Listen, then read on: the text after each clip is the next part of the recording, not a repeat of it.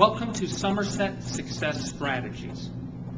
The lesson today is Coach Wooden's Pyramid of Success, Part 1. Now, this actually relates to last week's post where I gave you Coach John Wooden's definition of success. And then what I wanted to do beginning this week and then carrying on to next week is give you an executive summary of his success system, which he calls the Pyramid of Success.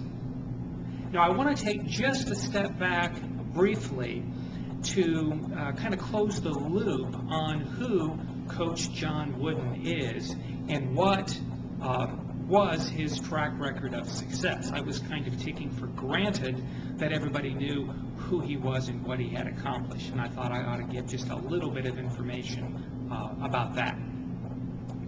So here are Coach Wooden's unequaled records that he set as a coach at UCLA. His teams experienced 88 consecutive victories. The next longest streak was 60.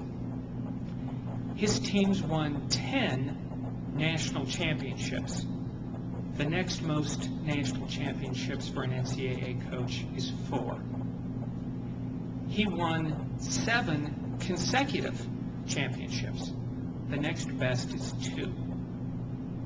His teams experienced 38 consecutive NCAA tournament victories. The previous record was 13. His teams enjoyed 4 full undefeated seasons.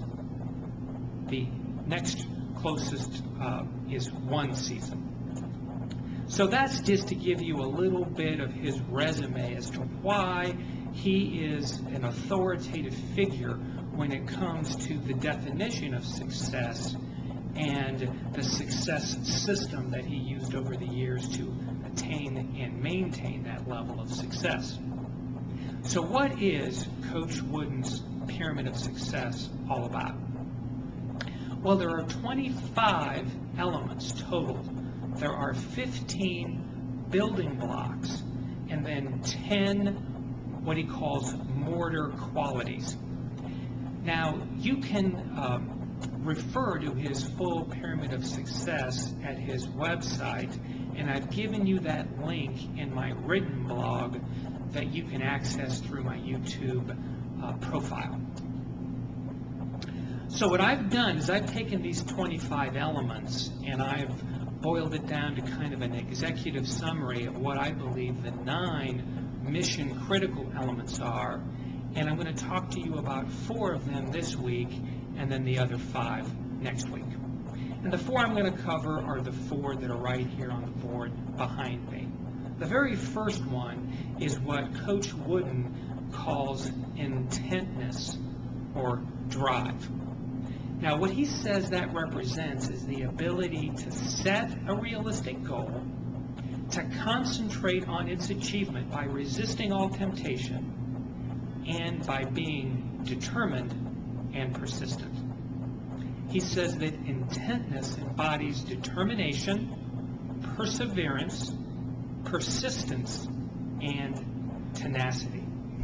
He describes a person of intentness as having the ability to resist temptation and to avoid what he calls the rabbit trails of distraction. It's something that I've sometimes described as having a big enough yes that allows you to say no. He describes these intent people as people who stay on course and go the distance. He says these people concentrate on their objectives with determination, stamina, and resolve. Intentness is this quality that won't permit us to quit. You can't be defeated if you never quit.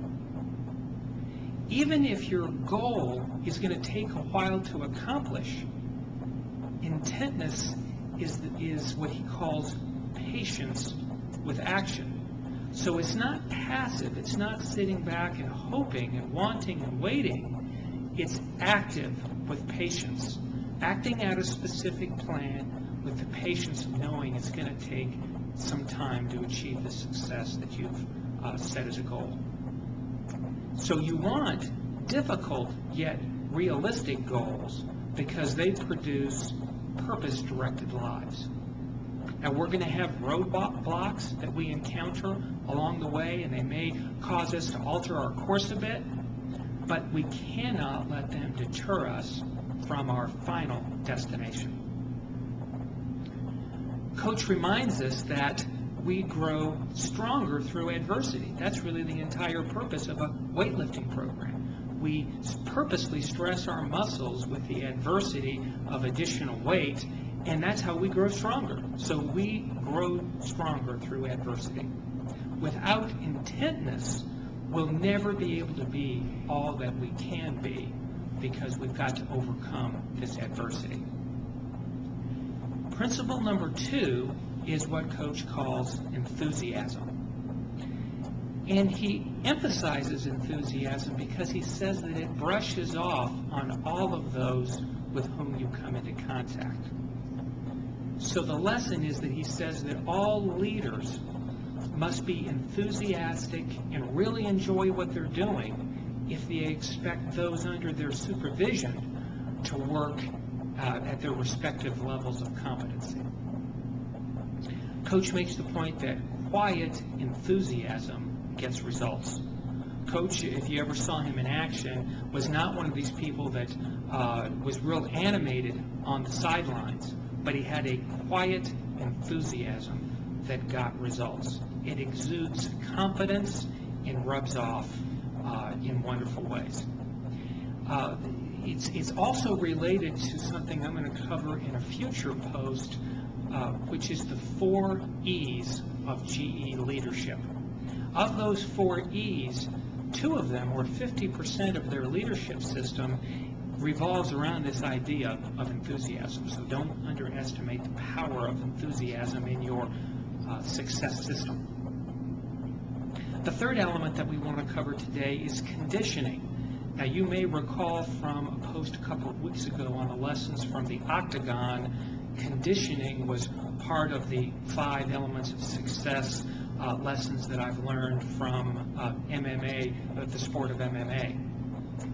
Coach believed in conditioning ourselves mentally, physically, and morally. He believed that rest, exercise, and diet had to all be considered in a holistic manner, and that moderation needed to be practiced and dissipation needed to be eliminated. The fourth and last element that we're going to talk about today is the concept of alertness.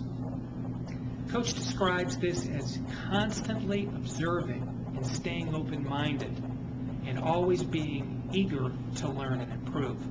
Kind of relates to some training I've talked about in the past with the whole idea of vision and visionary leaders.